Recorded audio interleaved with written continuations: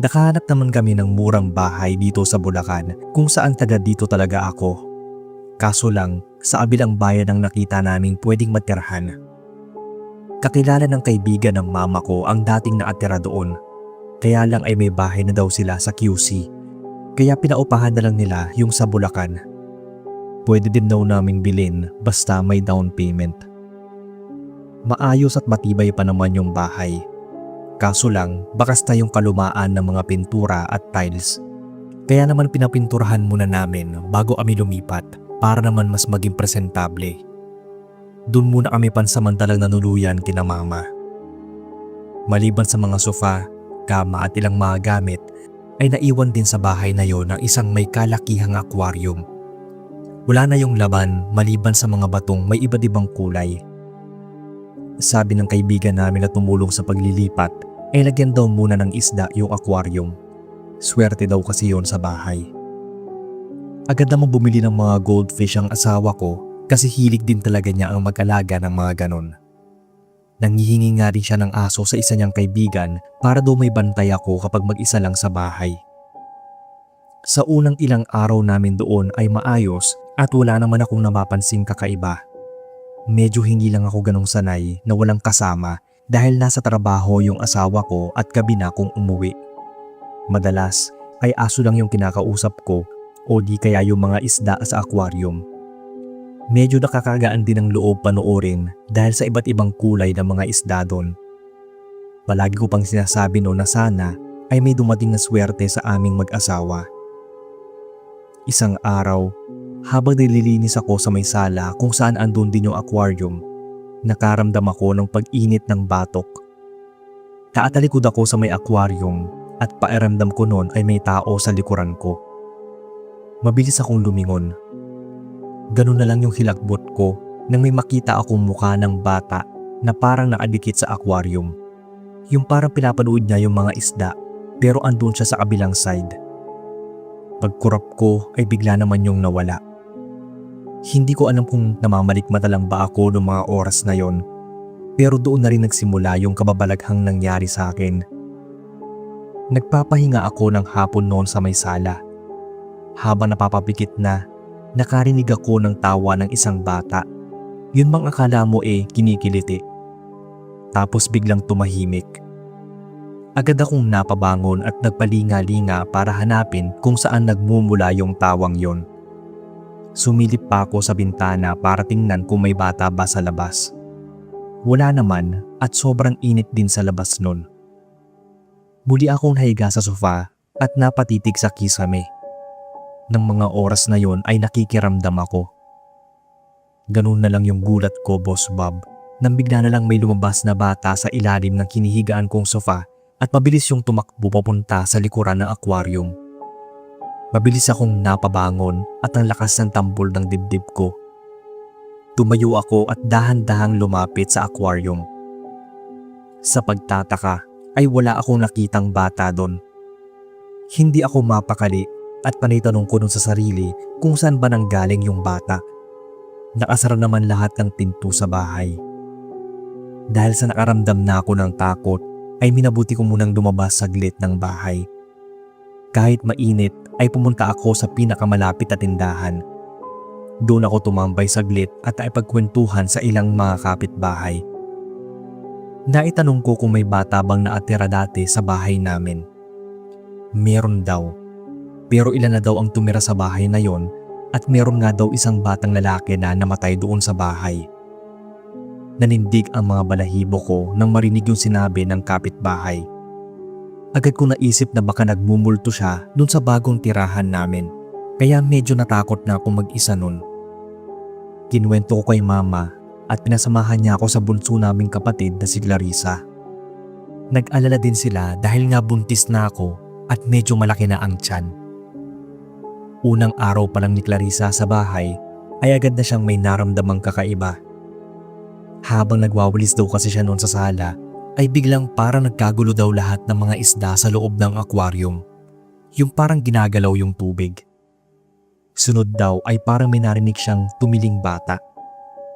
Nakita daw niyang sobrang bumubula yung tubig sa aquarium na parang nilakasan yung pressure ng oxygen. Wala naman daw gumalaw noon dahil nasa kwarto raw ako nung mga oras na yon. Isang gabi noon ay late nang umuwi yung asawa ko dahil nag-overtime. Dalawa lang kami ni Clarissa sa bahay. Pareho na kaming patulog nang biglang bumukas yung pinto ng kwarto ko. Alam niyo yung parang may tumulak.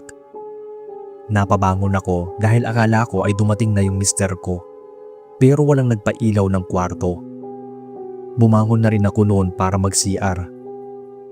Nasa kusina pa yung banyo namin at madadaanan yung sala. Pagdaan ko doon ay parang may biglang tumakbo galing aquarium. Mabilis akong napatingin doon at kitang-kita ko yung maliit na ninong nagtatatakbo na parang sa bata. Hindi ko alam kung babalik ba ako ng kwarto ko o tutuloy sa banyo. Matapos kong makita yon ay nakarinig na lang ako ng tawa. Hindi agad ako nakakilos sa kilabot. Bigla akong nanghina at nanginig. Para bang hindi ko maihakbang yung mga paa ko, lalo nung makita kong huminto yung anino at tatigil din ang pagtawa. Marahan at medyo nabubulol kong tinanong kung sino siya. Ramdam kong umakyat sa batok ko ang pamamanhid at kinaw. Para akong naistatwa. Nang pagkisap ko ay bigla na lang nawala yung anino ng bata. Napasalampak na lang ako sa sahig dahil sa sobrang takot at pagkagulat sa na-experience. Naabutan akong ganoon ng asawa ko at dali-dali niya akong dinaluhan. Kinabahan din daw siya dahil akala niya ay nadulas ako, lalo at malaki na yung tiyan ko. Tinulungan niya akong makatayo at sinamahan sa banyo. Nang nasa kwarto na kami ay kinuwento ko sa kanya yung nakita ko, pati na rin yung kay Clarissa. Hindi siya maapaniwala. Ang akala ko nga ay hindi siya maniniwala sa akin. Pero medyo nag-alangan siya nung sabihin sa akin na kahit daw siya ay may naranasang kababalaghan sa bahay namin. Nagising daw siya ng madaling araw at nakita niya na parang may gumagalaw malapit sa may aquarium. Nilapitan niya yon at tiningnang mabuti. Nagulat na lang daw siya nang may makita siyang muka sa kabilang side ng aquarium. Bigla siyang napaatras daw. Pero agad din nawala kung ano man yung nasa likod ng aquarium.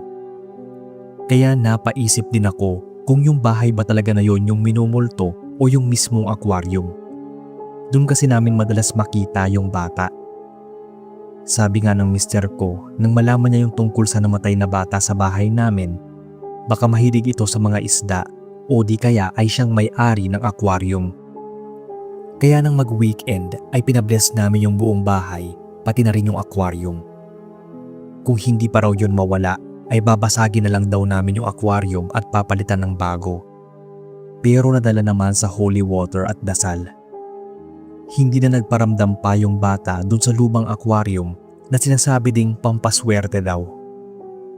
Siguro ang maituturing kong swerte ay yung healthy kaming buong mag-anak at walang sobrang bigat na problemang pinapasan. Matapos ng ilang taon ay nakabili kami ng bagong bahay dito pa rin sa Bulacan at binenta na yung bahay na yon kasama yung lumang aquarium. Wala naman akong update kung kamusta naman yung bagong may-ari, kung siniswerte ba sila o bumalik yung pagpaparamdam ng batang namatay doon dati dahil nga sa bago na yung may-ari.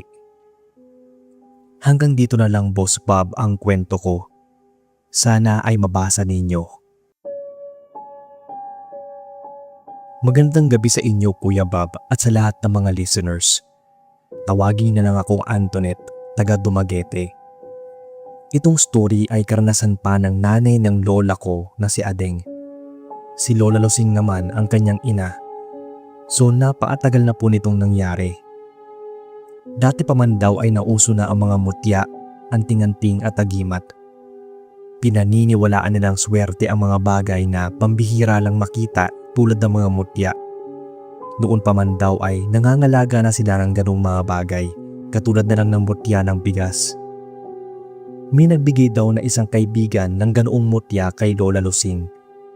Nasa elementarya pa lang daw si Lola Adeng nung mga panahon na yon.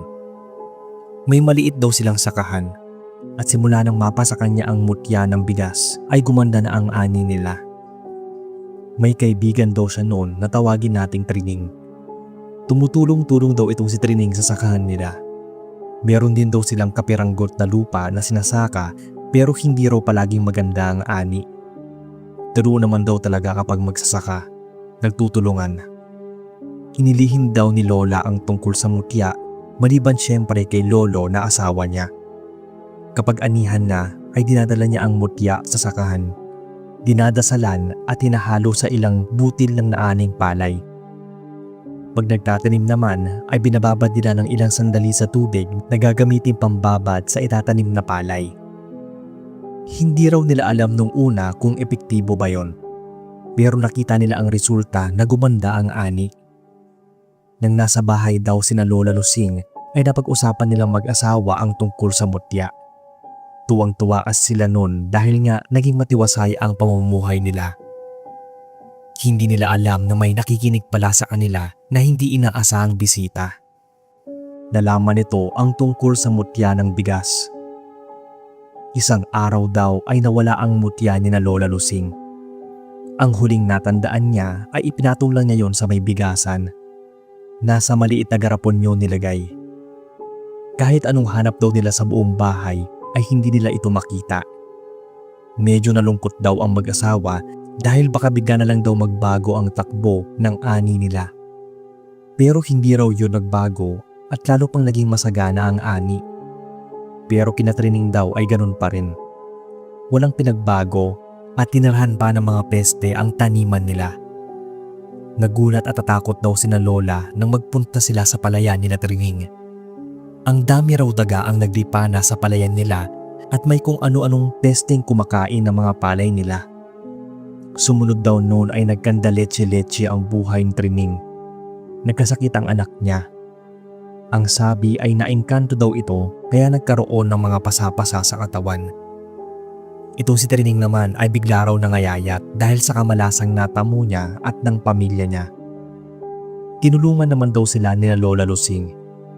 Pero kahit ganoon na daw ang nangyayari sa kanila ay binalot pa rin ng inggit itong si Trining. May ginawa ito kay Lola Lusing. Pinakulam niya si Lola. Nagising na lang daw noon si Lola na sobrang nananakit ang tiyan niya. Hindi raw niya kayang indahin ng sakit dahil parang pinipiga daw yung bituka niya. Nasusuka rin siya pero walang lumalabas. Nagpatawag na sila ng manggagamot dahil hindi naman masyadong uso noon ang dinadala agad sa pagamutan. Mas pinaniniwalaan nila ang mga kababalaghan at pamahiin. Nang ginagamot na si Lola, nagulat daw yung manggagamot dahil hindi basta sakit ng tiyan ang nangyari kay Lola. May namiminsala daw sa kanya. Ito kasi manggagamot na to, kilala sa lugar nila. Magaling daw ito dahil lahi talaga sila ng manggagamot ng mga nadwende, na aswang, na kulam, na barang o na engkanto. Marunong din daw itong mangulam pero hindi niya ginagawa. Kinokontra lang niya. Mabuti nga raw at agad pinapunta sa kanya si Lola Lusing dahil baka lumala daw ito kapag hindi nagamot. Hindi na naikwento ni Lola Ading kay Mama ang buong detalye ng paggamot kay Lola Lusing. Basta raw may orasyon at dasal na ginamit. May pinahid lang daw ito sa tiyan ni Lola para mawala ang pananakit. Ilang araw ang lumipas nang malaman niya nagkasakit ng malala si Trining. Hindi na daw kasi ito nagpapakita. Nalaman niya na lubobo ang tiyan nito kahit hindi naman buntis. Yung para nasusugat-sugat pa raw at ninanana. Sobrang maamoy daw yon at may kung anong insekto pa ang nakikitang lumalabas mula sa sugat. Umiiyak daw ito nang bisitahin siya ni Lola Lusing. Humingi ito ng tawad at isinuli nito ang ninakaw na mutya ng bigas. Akala niya kasi ay swerte ang ibibigay nun sa kanya. Sa halip ay puro kamalasan sa buong pamilya niya. Ganoon daw talaga sabi ni Lola. Kapag hindi ikaw ang may-ari ng mutya, anting-anting o agimat, lalo kapag dinakaw mo lang, ay hindi yon gagana. O baka maging iba pa ang epekto sa'yo. Pinatawad naman daw siya ni Lola Lusing, pero hindi na mabawi pa yung ginawang balikkulam sa kanya. Hindi lang daw sila maapaniwala na nagawa yon kay Lola Lusing, kahit na puro kabutihan lang naman ang ginagawa at pinapakita nila dito. Wala talaga maidudulot na maganda kapag naiinggit ka sa iyong kapwa. Ilang linggo pa raw nagdusa si Trining bago ito bawian ng buhay dahil hindi na kinaya ng katawan niya. Naiwan ang mag-aama niya. Nakakalungkot na nakakakilabot nang marinig ko itong kwento. Actually, unang nakwento na ito ni Lola Ading sa amin nung mga bata pa kami. Ta si Mama naman, kinuwento niya ulit sa akin dahil tulad ko ay mahilig din siya sa mga kababalaghan. Ito lang po ang kwento ng lola sa tuhod ko, Kuya Bob. Thank you sa pagbabasa at God bless sa inyo. Hello sa inyo, Sir Bob, pati na sa mga listeners nyo. Ako si Brian, subscriber at silent listener nyo na taga-Bataan. Kamakailan lang ay minaikwento ang pinsan ko sa akin tungkol sa pinasukan niyang bahay noon bilang driver sa Bulacan. Itago na lang natin siya sa pangalang Kuya Chito. Nasa 33 years old daw siya nang mabasukan bilang driver sa isang may kayang mag-asawa. Malaki raw ang bahay ng mga ito pero medyo antik na. Nasa late 50s na ang mga amo niya at buhay pa raw ang nanay ng babae na naka-wheelchair na. May dalawa silang anak na may kanya-kanya na ring pamilya. Kaya sila na lang ang nakatira sa bahay na yon at yung dalawang kasambahay. Si Kuya Chito daw ay may sariling kwarto na nasa basement. Halong tabla at semento ang yari ng bahay. Kasi ayaw nilang ipabago yung kinalakihan nilang sahig na tabla sa second floor. Inaayos na lang yon kapag medyo marupok na. Kwento ni Kuya, itong matanda na tawagin na lang nating Lola Esme ay may daladalang kampanita o handbell sa bulsa ng suot nito. Yun daw ang ginagamit nito kapag natawag niya ang mga kasambahay. Sobrang luma na raw noon at ang sabi ng matanda, swerte daw yon sa bahay. Nagtataboy daw yon ng kamalasan at masasamang elemento. Nagugulat na lang daw si Kuya kapag bigla nitong pinapatugtog ang bell. Pag narinig na daw yon ay natataranta na ang mga kasambahay dahil ayaw ng matanda na pinaghihintay siya ng matagal. Pinapatulog daw niya yon kapag kakain na, magbabanyo at kapag gusto nitong maligo o matulog. Sabi ni Kuya, isang gabi daw, tulog na ang lahat. Sobrang tahimik ng bahay. Nang bigla na lang daw tumunog yung bell ni Lola Esme, dinataranta ang isang kasambahay na unang nakarinig. Nagmamadali itong pumasok ng kwarto ng matanda. Sinuotan naman daw ito ng diaper kapag natutulog na, pero baka dumumi ito kaya tinawag sila. Pagbukas daw ng kasambahay ng pinto ng kwarto, nagulat siya na may isang babaeng nakatayo at hawak-hawak yung bed. Hindi pinapatay yung isang lampshade sa tabi ng higaan ng matanda, kaya kitang-kita daw nito yung babaeng may hawak ng bed. Natulala na lang ito at hindi nakakilos o nakasigaw. Basta, pagkurap na lang daw niya ay naapatong na yung bell sa lamisita at wala na yung babae. Tulog na tulog naman daw yung matanda. Hindi naman daw yun yung amo niyang babae dahil mahaba ang buhok nun. Hanggang balikat lang kasi ang buhok ng amo nila. Saka lang daw parang nahimasmasan yung kasambahay nang sumunod sa kanya yung kasamahan niya. Nagtaka ito kung bakit nakatayo lang daw ito at hindi gumagalaw. Medyo nagulat pa nga siya nang kalabitin ito. Nakakapanindig balahibo at tagos hanggang buto daw yung lamig. Doon niya naikwento sa kasama yung nangyari. At kinabukasan naman ay naikwento ng kasambahay na yon kay Kuya Chito yung naranasan niya. Narinig nga daw niyang tumunog yung bell pero akala niya ay si Lola Esme ang nagpatunog nun. Isang gabi naman daw ay nagising si Kuya dahil sa ingay ng mga yabag at kaluskos. Naririnig daw niya yon mula sa taas. Mula basement kung nasaan yung kwarto niya ay umakyat siya para magbanyo. Nang marinig niya ang malakas na mga kaluskos. Dahan-dahan daw siyang umakyat ng second floor kung nasaan yung mga kwarto ng amo nila at ng matanda. Iniisip niya na baka may masamang nangyari na kay Lola Esme. Dahan-dahan daw niyang sinilip yung kwarto ng matanda. Naka-dim light kasi yung kwarto, kaya kita naman niyang mahimbing ang tulog ng matanda. Isasara na raw niya sana ang pinto, nang bigla na lang niyang narinig ang nakaangilong pagkalmot sa sahig.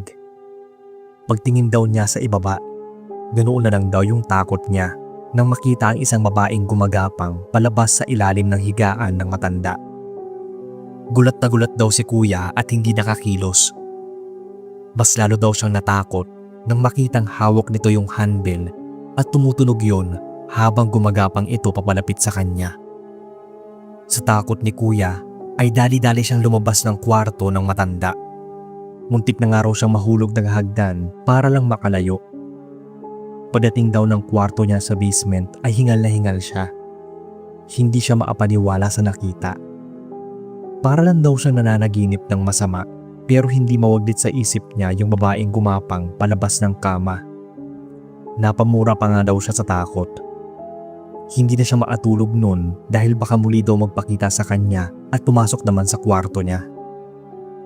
Kinabukasan, doon pa lang siya nakaramdam ng antok.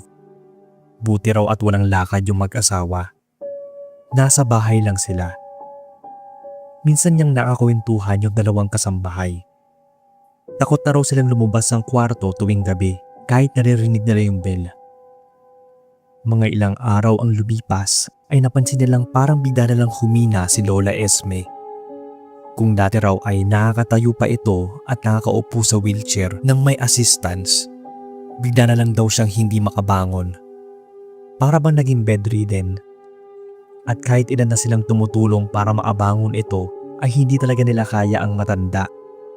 Parang bigla daw itong nanghina talaga. Kaya naka-diaper na ito palagi kapag natutulog. Naabantay na rin sa kwarto niya ang isang kasambahay. Kwento ng kasambahay na yon kina kuya, palagi daw niya nagigisingan na adilat si Lola Esme at atitig lang sa kisame. Minsan ay nakikita niya itong bubuka ang bibig at dilat na dilat. Sabay parang hihingal ito at bigla na lang uungol ng malakas. Biglang bangon siya nun. Sabi ng kasambahay kina kuya, yun na daw yata ang pinaka nakakatakot na nasaksihan niya sa tanang buhay niya. Ang makitang nakalutang ang katawan ni Lola Esme. Walang halong biro raw. Halos takasan na siya ng kaluluwa sa sobrang kilabot. Mabilis din daw bumagsak sa higaan yung matanda. Hindi na raw siya makapag-react agad dahil nanginginig pa yung buong katawan niya. Yung dating matalas at striktang si Lola Esme, parang biglang nagkaroon daw ng demensya. Kapag pinapalitan daw ito ng diaper, ay bigla na lang yung iihi. Yung parang sinasadya nitong basain yung nagpapalit sa kanya o yung bang siguro hindi niya makontrol. Hindi na nakayanan ng isang kasambahay ang magbantay dito dahil kapag lumalapit daw siya kay Lola Esme ay bigla na lang daw siya nitong kinakalmot. Nagtaka din daw sila dahil palagi namang pinuputulan ang mga kuko nito pero bigla yung humahaba. Isang hating gabi ay nagising silang lahat. Panay tunog ng handbell kaya naman nagmadali silang umakyat ng kwarto ng matanda. Ganoon na lang daw ang pagtataka at gulat ng mga amo ni kuya. Sila kasi yung unang nakarating sa kwarto. Yung bell daw na dapat hawak ni Lola Esme dahil tumunog yon ay nakita nilang nasa sahig na. Dapat kung hinagis yon ay may maririnig na tunog na parang hinagis. Pero wala naman daw silang narinig. Nang tanungin nila kung anong kailangan ni Lola ay hindi ito sumasagot. Naatitig lang daw ito sa kisame. Tagus-tagusan ang tingin. Nang tawagin daw ito ng amo nilang babae ay bigla na lang itong nagsisigaw. Pagsigaw nito ay bigla na lang tumunog yung bell. Tulala silang lahat dahil walang may hawak ng bell na yon na nasa lamisita. Pinulot daw kasi yon ng among lalaki at pinatong doon mula sa sahig. Pero hindi yun inabot kay Lola Esme. Nagulandang na lang sila nang bigla yung tumunog kasabay ng pagsigaw ni Lola Esme. Pagkatapos daw ay katahimikan. Pinagmasdan lang daw nila ang matanda na naatulala sa kisame. Maya-maya ay humugot ito ng malalim na hininga. Sabay bitaw nito. Doon na raw sila nataranta nung hindi na nagre-respond si Lola Esme at hindi na humihinga. Namatay daw itong nakadilat at taanga ang bibig. Yung para bang namatay sa sakal. Isa pang nakakakilabot ay isinama ni Dingbel sa loob ng kabaong ni Lola. Nang ililibing na raw ito, nang ilalagay na sa hukay, bigla na lang daw tumunog yung handbell.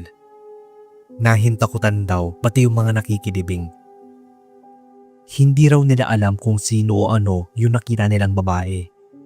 Pero simula nang mailibing daw si Lola Esme, natigil na rin yung pagpaparamdam.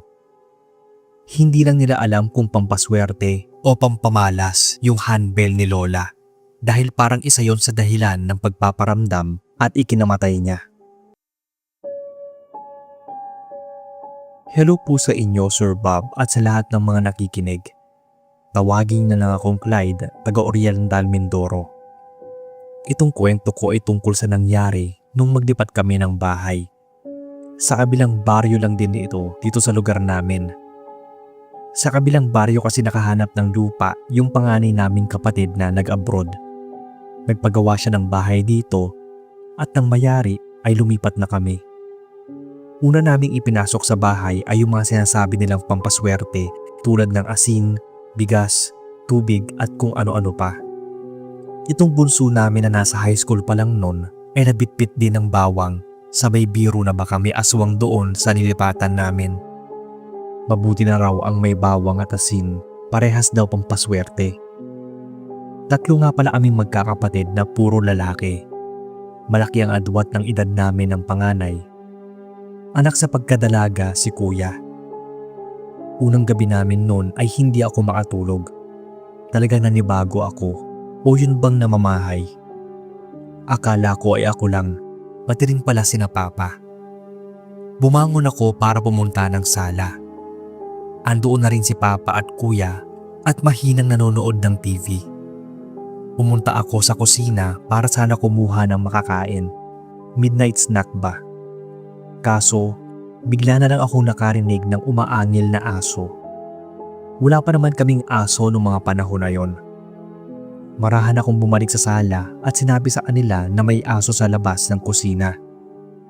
Hayaan ko na lang daw at baka aso yon ng kapitbahay. Kaya bumalik na ako doon ng kusina. Ganun na lang ang gulat ko, Sir Bob. Nakabukas yung bintana, nakatapat ng lababo namin. May nakita talaga akong nakasilip doon. Bigla akong napatawag kina Papa. Mabilis naman nila akong pinuntahan at pinagalitan dahil ang ingay ko raw. Mahina akong sinabi sa kanila na may nakasilip na tao. Nakita nilang seryoso ako kaya sinilip na rin ni Papa. Wala naman daw. Nagulat na lang kami na parang may bumagsak sa bubong. Hindi ko ba na nabanggit na that time 9 weeks pregnant na pala si Mama pero hindi pa niya alam nun at ganun din kami.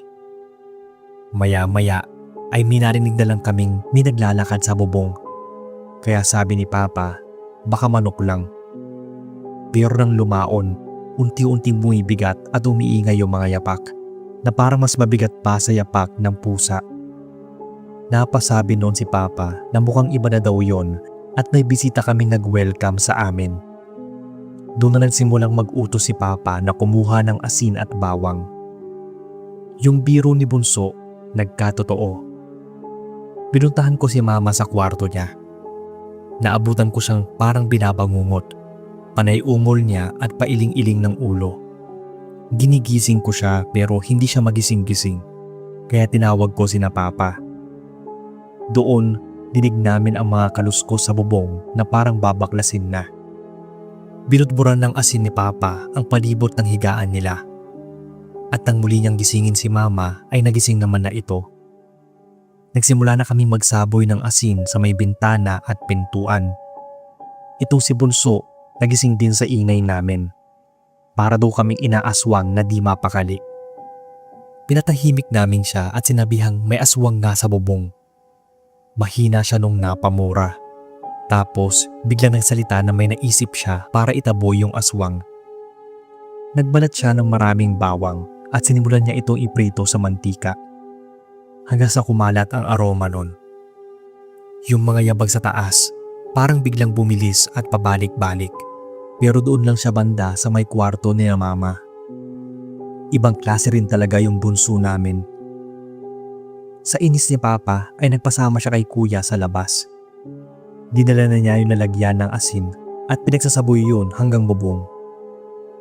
Dumadaing na si mama na masakit ang tiyan niya. Hanggat andoon yung nilalang na yon sa bubong, ay lalong tumitindi ang pananakit ng tiyan ni mama. Nang mag-utos si papa na kunin ng buntot pagi kahit wala naman, ay saka palang umalis yung nilalang. Napahawak si mama sa tiyan.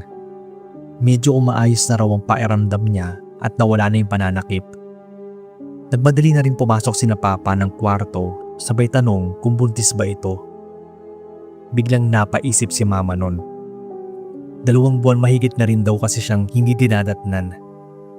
Kinabukasan ay nag-take siya ng pregnancy test. Excited kaming lahat nun at lumabas nga na positive. Sabi ni papa, mukhang kailangan na raw bumili ng buntot pagi at ibang pangontra dahil tiyak babalikan kami ng aswang. Buti na lang at may dala kaming maraming asin at bawang nun. Hindi lang yun pampaswerte sa bahay. Pangontra pa yun sa aswang na sumalubong sa amin. At tama nga si papa. Bumalik yung aswang. Pero dahil natikman na nito yung buntot pagi nang minsang sumilip ito sa bintana, ay hindi na yun bumalik pa.